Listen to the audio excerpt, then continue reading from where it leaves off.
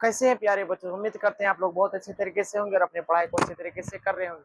तो हम फिर से लेकर के आ गए आप लोग के बीच में क्लास 10th एपी चैप्टर का जो एक्सरसाइज 5.3 है उसका प्रश्न संख्या 5। आइए पहले हम क्वेश्चन को पढ़ते हैं, इसमें क्या दिया गया और हमें इसमें क्या ज्ञात करने के लिए कह रहा है। तो पहले हम प्रश्न को पढ़ते हैं।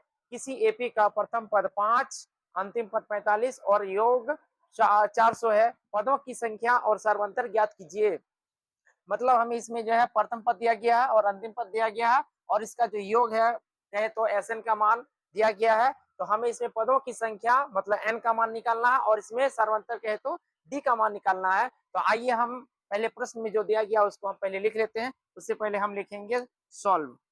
पहले हम सॉल्व लिखेंगे, उसके बाद जो दिया गया है उसको हम लिखेंगे गिवन दैट।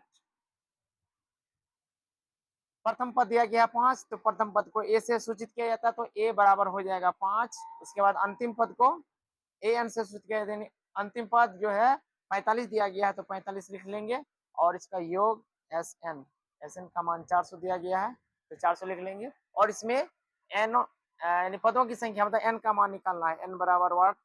और इसमें सर्वांतर यानी डी का मान निकालना है, तो डी बराबर वाट हो जाएगा। तो हमें एन का मान यहाँ से जो निकालना है वो एस एन का फॉर्मूला से निकालना पड़ेगा। तो एस एन का फॉर्मूला होता है n/2 into A plus A N.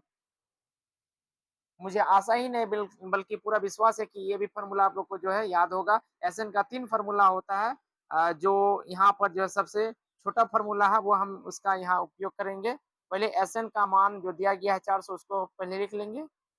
400 बराबर n/2 है, तो n/2 यहाँ पर लिख लेंगे और उसके बाद इंटू ए का मान दिया गया है 5, तो 5 ले लेंगे प्लस ए एन का मान दिया गया 45, तो 45 लिख लेंगे।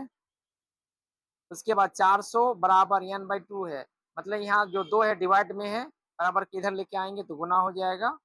400 गुना 2 और बराबर के इधर n बचेगा। और ये ब्रैकेट के अंदर में 5 प्लस 45 है, तो ये दोनों प्लस में है, तो दोनों को प्लस कर देंगे मतलब जोड़ देंगे। तो 45 और 5 को जोड़ेंगे तो कितना हो जाएगा प्यारे बच्चों सब? 50 हो जाएगा। उसके बाद 400 गुना 2 करेंगे तो कितना हो जाएगा? 400 गुना 2 800 हो जाएगा। उसके बाद ये जब ब्रैकेट हटेगा तो गुना हो जाएगा, 50 गुना n करेंगे तो हो जाएगा 50 n।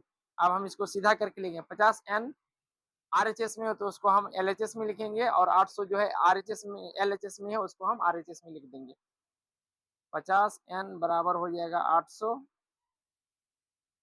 तब फिर क्या हो जाएगा? 50 और n के बीच यहाँ गुना है तो बराबर किधर जाएगा तो भाग हो जाएगा, तो n बराबर हम लोग लिख सकते हैं 800 और ये नीचे में हो जाएगा 50।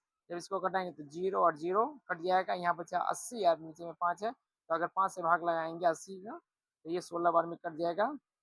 इस प्रकार से n का मान यहाँ से पर 16 निकल गया, तो n का मान हमें मालूम चल गया, n का मान 16 आया है। अब हमें इसमें निकालना है d का मान, कहे तो सर्वांतर। तो सर्वांतर जो निकलेगा प्यारे बच्चों सब वो निकलेगा ए एन का सूत्र से। तो ए एन का सूत्र होता है प्यारे बच्चों सब a plus n-1 into D.